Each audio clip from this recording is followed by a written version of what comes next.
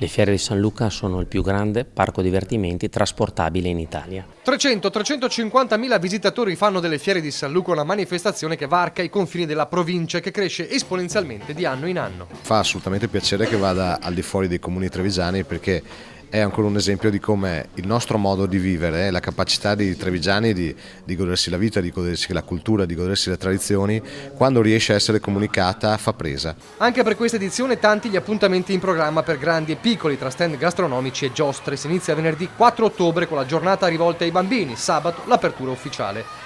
Venerdì 18 invece sarà dedicato al sociale. Quest'anno, oltre alle associazioni di ragazzi disabili, ci saranno anche gli anziani ospiti dell'ISRA che verranno accompagnati nel parco. Fino al 20 ottobre poi il consueto divertimento con 21 attrazioni dedicate ai bambini e agli adulti. 4 le novità.